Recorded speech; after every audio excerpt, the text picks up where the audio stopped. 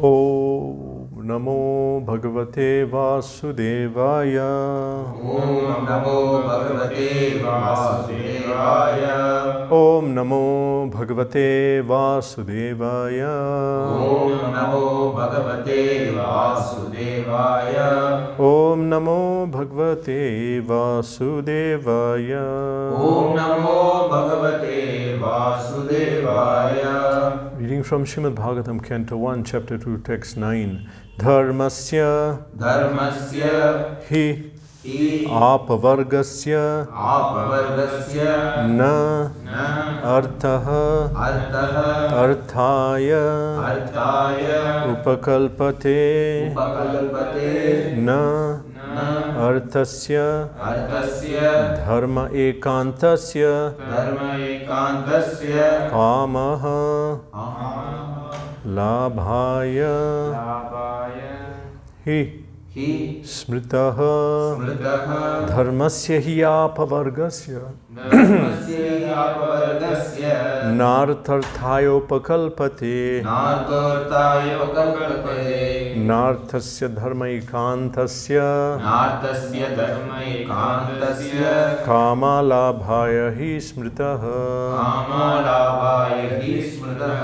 dharmasya hi apavargasya nartharthayopakalpate narthasya dharmaikantasya kamalabhaya hi smritaha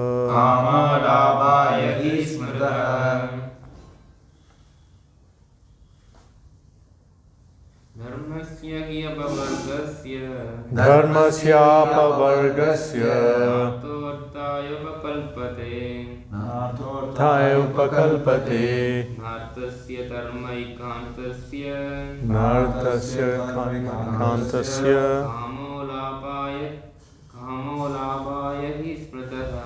kamolabhaya hi smritaha dharmasyapavargasya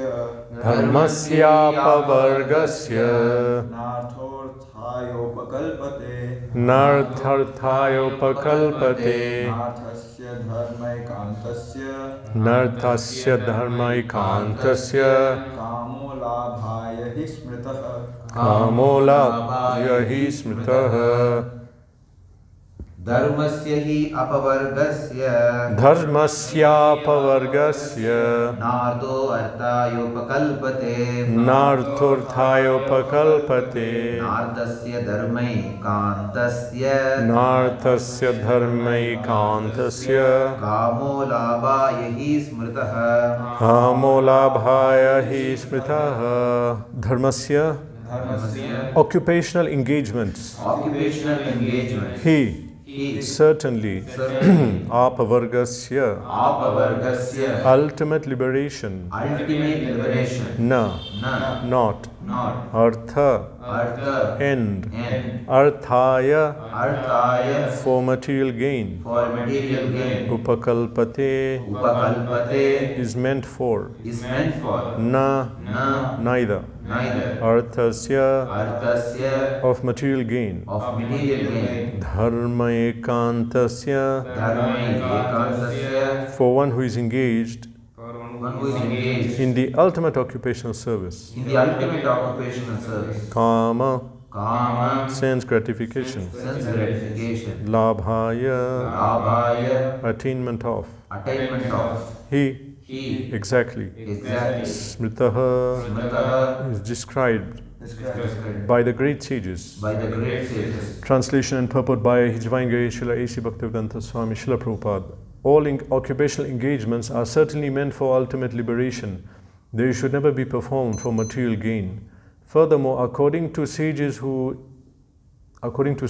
one who is engaged in the ultimate occupational service should never use material gain to cultivate sense gratification.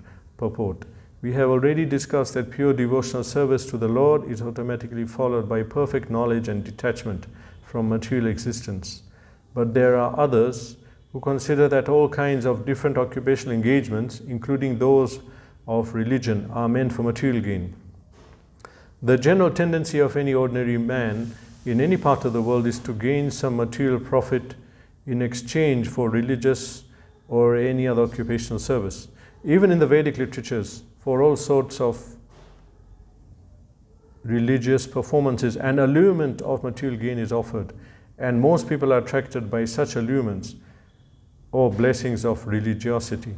Why are such so-called men of religion allured by material gain? Because material gain can enable one to fulfill desires, which in turn satisfy sense gratification. This cycle of occupational engagements includes so-called religiosity, followed by material gain, and material gain followed by a fulfillment of desires.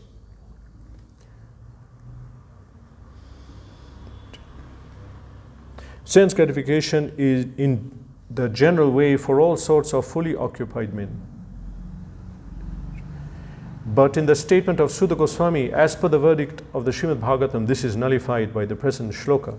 One should not engage himself in any sort of occupational service for material gain, nor should material gain be utilized for sense gratification. How material gain should be utilized is described as follows. Nama Om Vishnu Padaya Krishna Prishtaya Bhutale Shrimate Bhakti Vedanta Swaminiti Namine Namaste Saraswate Deve Gauravani Pacharine Nirvishesha Shunyavadi Paschat Desha Tarini Jai Shri Krishna Chaitanya Prabhu Nityananda Shri Advaita Gadadhara Shri Valsini Gaura Bhaktavinda Hare Krishna Krishna Krishna Hare Hare Hare Ram Ram Ram Hare Hare.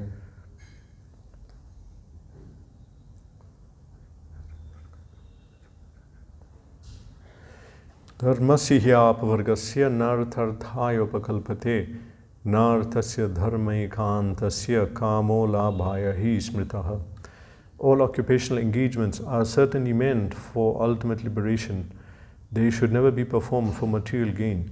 Furthermore, according to sages, one who is engaged in the ultimate occupational service should never use material gain to cultivate sense gratification. From Shastra, we understand there are grades of humans in terms of their realization and occupational engagements. So mostly people in this world, in the present moment, they don't have guidance what to do in life, how to live, what is the point of life. So they're living whimsically, ichcha. And that is very it's not recommended at all, as mentioned in Bhagavad Gita, that one who lives according to his desires, vartate kama karataha, he'll not achieve perfection, happiness, or the supreme goal. Nasya siddham avnoti, na sukham na param gatim. Vartate kama karata, people who on their own whim live. This is a lower form of living because we are following our own mind. But from Shastra we understand everything is guided. Even work, we are given guidance how to work and what is the result of work. Simple thing we think like work. In Bhagavad Gita, karma is explained in chapter 3, which is supposed to be beginning stages of Krishna's instructions. It includes karma kand, karma yoga in chapter 3. It speaks also about karma. So we may think that's, it is a lower part, initial instruction. Later on, Krishna says that param bhuya pravakshami guhyatamam guhya. I'll speak now higher knowledge, then higher than that, and then higher parama guhya. So he says, Krishna says, I'll give you now higher knowledge. So from that we understand. But we are saying this is basic, but it's so high for us that how to work. How do you do an action? Work means action. How do you do it? How do you, and here work also means karma. Karma means varnashram. We are meant to do our duty in varnashram. So how to do it? So most people in ignorance think, okay, we'll do it for our sense gratification. Due to ignorance, we don't have any higher knowledge. Just like a child, what does a child think? Everything the child puts in the mouth, what is it? I'll put in. They're thinking, how will I eat something nice? That's child level, kid. You have to be careful. It says in the plastic bag, don't keep away from children, they'll put that in the mouth. Just, that is their consciousness. But then one is supposed to get educated and come to a higher level. But actually, even when growing up now, they're on that child level.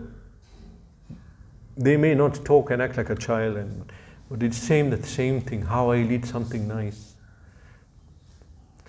how I'll enjoy my senses in a nice way. Here, just the verse before this that we are looking at,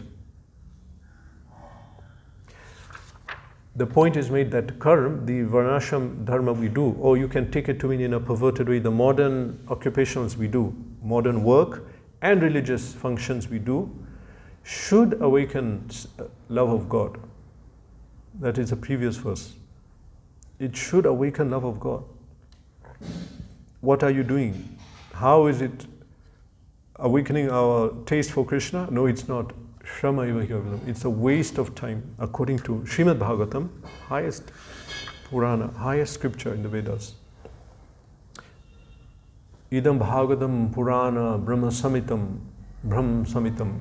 It is a spiritual, anyway, the literal translation for that, the translation for that Prabhupada gives is, this Bhagavatam is incarnation of God. So what is it saying?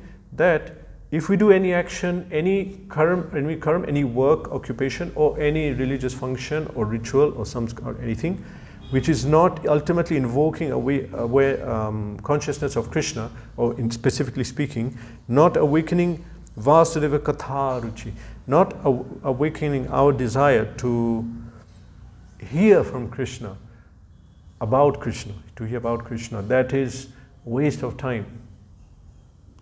So now in this verse, it's saying, okay, because that's not what people will do. Well, why do they do karma? Why do they do anything? For material gain. So now the next verse, now today, is saying, Dharma sahiyapavargasya. Dharma is meant for liberation. Dharma means you can see any dharma that we do. Some people are doing the dharma of mother or father, husband, wife, child, stri dharma, whatever. But finally, we should do our activity in such a way that we achieve liberation. That's how we should do any work, even our office, college, is in such a way that ultimately it should lead us to liberation. Dharmasya apavargasya na artharthaya upakalpate.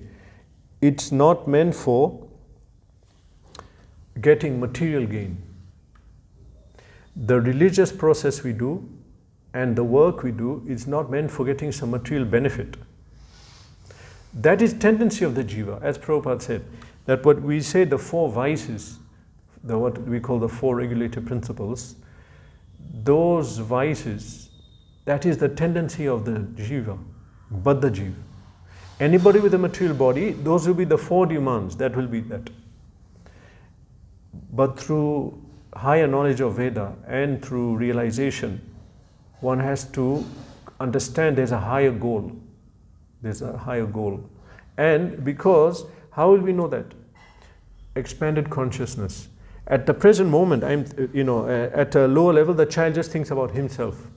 Then after some time, the child will grow up and then eat something and give it to mother or father, not to the neighbor or to anyone else in the room. Then after some time, the child, okay, I'll take care of my family or my neighborhood. I have to take care of my neighborhood or my country. So that expands. But highest expansion of consciousness is that everything should be done for Krishna. So if that doesn't come, then we are just stuck on this lower level, that I'm going to get benefit from my actions, material benefit, and with this benefit I'll satisfy my desires and my family. But dharma syapavargasya, dharma concepts, guidance is given in Shastra, is not meant for getting material gain. In Mahabharata there is some conversation between Draupadi and Yudhishthira. Well, not conversation, more like chastisement. Draupadi is chastising Yudhishthira Maharaj that, you always want to follow dharma. You fixed on following dharma. Look where it's led us now. Now we are in the forest. See how we are living. How did your dharma benefit now? He said, I don't follow dharma for benefit. Simple. Highest concept of Vedas is given in Mahabharata. in a simple way that people can understand. So he just replied, I didn't follow Dharma for getting good life and material benefit. That's not the purpose. That was a good answer. That's the proper answer. Dharma, which is taught here, that what we should do, what we should not do, is not for getting a higher material situation. And this should be inculcated at a young age. Otherwise, people get confused. I'm following everything, why am I suffering? People didn't have that idea before. That I'm following, I'm worshipping God, why am I suffering? Suffering, well, that's because of, that's some past reactions. Dharma is something I have to do. There is no option. An intelligent person who knows Shastra will know there is no option. It's not that, oh, it's my religion, or everyone is saying, or others, if I don't follow, everyone will tell me why you're not following. But actually, one who knows Veda properly understands that the only way for happiness, peace, and success in life is to follow Dharma. Actually, following Dharma gives a level of happiness. And it will elevate us to a higher destination. Finally, it will give us liberation, the supreme goal. So one who properly understands that we have to do Dharma, and we have different Dharmas. Within Varnashram, you can see the ashram and the Varna. So brahmacharis have certain Dharmas, what is to perform. And that Dharma has to be performed. And if they perform in one chapter, a lecture in the first chapter of Bhagavad Gita, Srila Prabhupada is explaining, I can't remember the verse, but Srila Prabhupada explains there that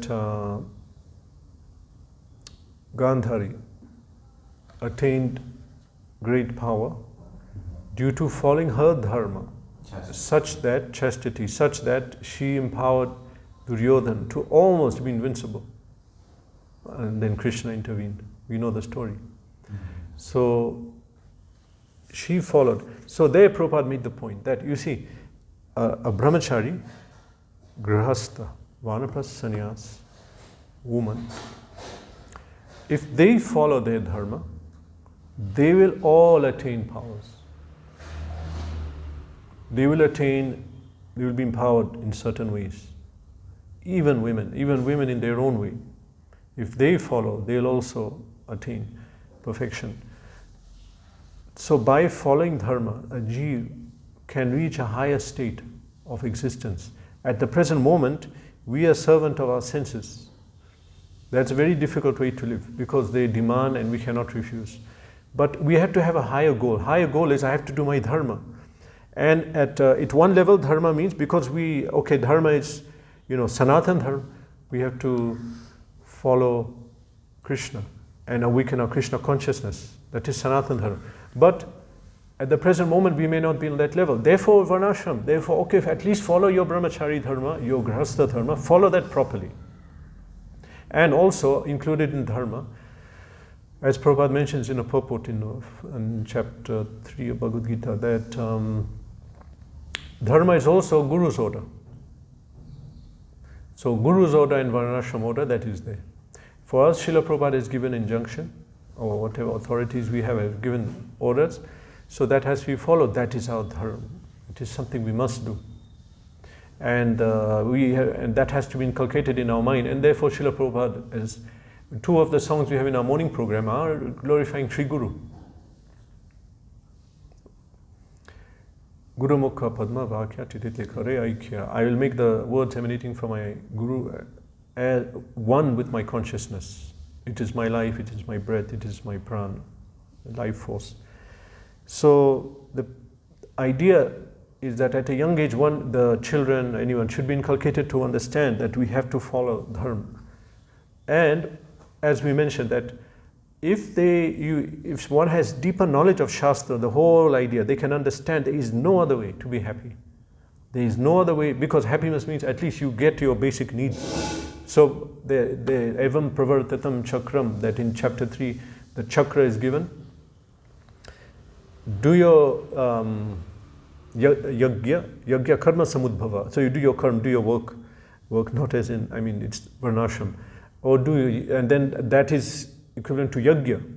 Then yagya will give rain will give grains, and you'll get your food. That is the chakra cycle. Then evam pravartatam chakram, one who continues this cycle, he'll be provided for. At least for that we have to follow dharma. At least understand that for Jeev to be happy, they at least have to follow this dharma. At high level we have to follow Sanatan, directly following Krishna. But as sadhak bhaktas, that if you cannot do that, then we have this: follow Sri Guru, follow Varnashram dharma. And then we become convinced of that. Then one becomes fixed that we'll follow this. We'll follow our work, we'll follow the samskars, we'll follow the order of Sri Guru. And that is the most auspicious path. It says even what is conducive to bhakti in Nectar of Instruction. Utsaha, Nishchaya, Dharya, Karma, Pravartanat. The other one is Sangatyagat, Satovrite. Satovrite means? Following the footsteps of previous acharyas. Follow the footsteps of acharyas. Follow the acharyas. They'll say what to do, you do it. They've given the edicts. So that is conducive for bhakti. Follow acharya. Acharyas will say what to do, and that is our dharma. Our dharma is at present moment. So we who are now in ISKCON, in Gaudiya Sampradaya, we follow in the 6 Goswamis. Rupa Raghunath, Haibya Koti, Kabe Hame Buja Bose, Jugala Pariti. Also, in the Nectar of Prabhupada writes, to understand the loving affairs of Radha and Krishna, one has to follow in the footsteps of acharyas. So for us, following in the footsteps of our acharyas, where is it there? Following the footsteps of the acharyas means all their instructions are there, and they have given our liturgy. Liturgy is the daily chanting, singing this song, this, that they've given that. And small details, if you read Nectar of Instruction, Nectar of Devotion, Nectar of Instruction, these are the details we should follow. And they come to us through Srila Prabhupada, basically, read Prabhupada's books and follow them. And for us, this is our dharma right now. This is our dharma. And it has to awaken Sanatan Dharma. The eternal dharma of the Jeev is to worship Krishna. That has to be awakened. This verse has 3 parts. First one is, occupational engagements are meant for liberation. Whatever we are doing, we should keep in touch, even Varnashram, because Varnashram is karma. Karma means actions ordained by Shastra. Technically speaking, karma, when we say in Bhagavad Gita, this is referring to your Varnashram duty. Niyatam kuru karma, niyatam karma kaunteya. Niyatam karma kuru kaunteya. Do your work. Do your work. What work? Dentist? No. Shopkeeper? No. Varnashram. Do your work. Do your karma. Do your duty as a Kshatriya. So that is the actual meaning of karma. So that work is meant for getting liberation. And whatever work we do, now we have to remember this. Finally, what are we doing? And we don't get stuck in the details, but we have to awaken liberation. And then second part, it should never be performed for material gain. Here you can take it like our dharma. We can do it in such a way that we can enjoy. But that's not the part. Whatever ashram or varna we are in, the result of that, no, not result. It said that it shouldn't be done for sense gratification. It should be done in other words, we are following and doing everything for Krishna's service of Krishna and Guru, not for our enjoyment. If it's for our enjoyment, then it's not proper. Dharma means higher ideas for benefit of Guru, Gauranga, and Govinda. So second, they should not be performed for material gain. Third is, according to sages, one who is engaged in ultimate occupational service should never use material gain to cultivate sense gratification. Dharma ekantasya, the ultimate occupation service. Here it's Dharma ekantasya. engaged in ultimate occupational service. This is bhakti. One who is engaged in devotional service should never use material gain to cultivate sense gratification. Because on the part of bhakti, especially, we should learn that everything for the service of Krishna. The kirtan, cooking, everything. And so we should not use it to gain any material benefit of our own and cultivate sense gratification. If somebody takes these ideals, they'll be happy in any condition of life. They have a goal. They have a purpose. Even this simple thing like, I'm in this movement. I have to do my duty at least as a brahmachari or as a grahastha, whatever. I have to do that duty. I have to say, what did it say? I should do that. This is a purpose in life. We shouldn't underestimate how important it is for jiva to have a purpose in life. There are people who just lose all taste in life. You know, whatever money or anything, there's no purpose. What am I living for? What is the purpose? And they get into deep depression. The jiva is meant to serve God. So if he cannot do that, serve Guru, serve the temple, serve whatever, serve in that hierarchy. But if someone has no purpose in life, which is people not following any religion, basically, then it's really difficult. It's not a small thing. People get very disturbed by this. And so simple thing, if we say, what is the goal of life? Oh, what is it? And people get, it's at the back of the mind. It's not coming to the front that what is the goal. They're just thinking, what is the point? What am I living for? No purpose. For some purpose is sense enjoyment. That's if you're on sensual level. It works to a certain extent. Goal is enjoy, okay, for the animal, enjoy it. At a lower level, you can't. There are some people on that level. But we've seen many times, someone comes in contact with a devotee or with bhakta or bhakti or Krishna or prasad or a book. They come in contact, then they get some gyan. Gyan means they begin to perceive that I'm a soul, I'm not the body, I'm not this world. Then I can't enjoy now. What can I do? I can't enjoy. I'm not able to enjoy. They came to a higher level. Now they're looking for a higher purpose. So here, Shastra is giving the purpose of life. You have to follow Dharma. And if we don't, we will not be happy. At low level, it's Varnashram. And even according to Gita, even higher level is Varnashram. That Krishna tells Arjuna, if that you don't want to do your duty, you think you're at a higher level. But even at a higher level,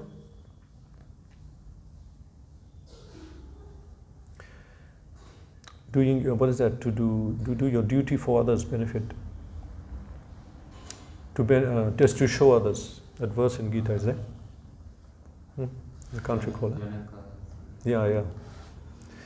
So Krishna tells Arjuna in chapter 3, there's a whole 3-4 series of verses where Krishna says to Arjuna, even if you think you're advanced, at least follow your duty to show others.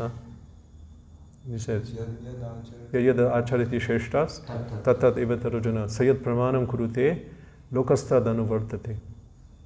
What the great people do, yada achariti shrestha, those who are considered special in society. Achariti, what they do, people in general follow. Yeah. Lokastad anuvartate, people follow. Sayat pramanam kurute, and what the examples they set, people take it as this is example. He did it, he did like this. So even for that purpose we should follow, at least to benefit the youngers, like children or people under you who are influenced by you. So for that purpose at least one should follow, even at a higher level. So it's duty of the king, duty of the parent, duty of the spiritual master to inculcate this, especially at a young age. Follow Dharma and they'll be happy. But if you don't follow, what will you follow? We'll follow our mind and our senses. We can't satisfy them. You cannot. They'll keep demanding. Rather, we engage, instead of following dictates of the mind, follow the dictates of the Shastra, Guru and Sadhu through following our Dharma. That's a happier life. Because when we practice Dharma, Krishna is pleased. Even if we are not devotee, demigods are pleased. You'll get at least your benefit, whatever. You'll get your sustenance. ultimately, of course, Krishna's pleased, even if you follow Dharma, if you're not a devotee, because you're following Shastra. So because you follow, you'll be elevated to a higher condition. The principle is it, when you follow someone higher, you'll get their realization, and you follow, you get their advancement. And this it counts for Shastra. If you follow Shastra, then we also elevate to higher transcendental gradually. We increase in detachment and knowledge. So the principle of life should be to follow Dharma. This should be taught at young age, and if it's taught, one will follow this life, then they'll be happy and peaceful. Ultimately, somebody on that path, is easier for him to attain bhakti because he has the principle that I should follow Dharma. Then it's a question of changing his Dharma. Your occupation now, you worship Radha Krishna like this. Follow Sri Guru. So then it becomes easier for them. And therefore they say Mother is the first Guru. She will lay down this principle later. Father also, and then Sri Guru, as Prabhupada wrote in Krishna book in page 1. What is it? Remember, you're reading now. First page. Krishna book, first page. Yeah, he's glorifying his father, Srila Prabhupada. What did he write? This book is dedicated to my father, Gaur Mohan De, who laid down the principles for my life, which were later solidified by my Guru. Krishna book. Yeah, it's there in the first page. So that is the point, that the parent, the guardian should inculcate these dharmic principles, and that will solidify later for bhakti. The path is easy. But if you go to school and this modern education, then it's a mess. It will just remove all this trace of, it becomes hard then. Hare Krishna. Any question? Yes? Oh, you were saying about the 4 vices, right? Yes. When I think of myself, the 4 vices, especially the 4 relative principles, these 3 things doesn't disturb me, like eating non-veg or intoxication and what is the other thing? Gambling. Meat eating. Meat eating. These 3 things never disturb me, but another one thing, the illicit relationship. When I see someone or going outside, sometimes it affects me. Do you say this is the natural tendency of the jiva? But these 3 things I feel like it's not much affecting, but only this last one is affecting me so much. Yeah. You say this is the natural condition of a conditioned soul, but I know I am a conditioned soul, but these things are not much affecting, but this one particular thing is affecting so much. You see, included in gambling is sports. And sports are there, and gambling, that is in every culture, Africa, China, I've seen it. Huh? Video games. Okay, that is gambling. Meat eating. Yeah, jiva.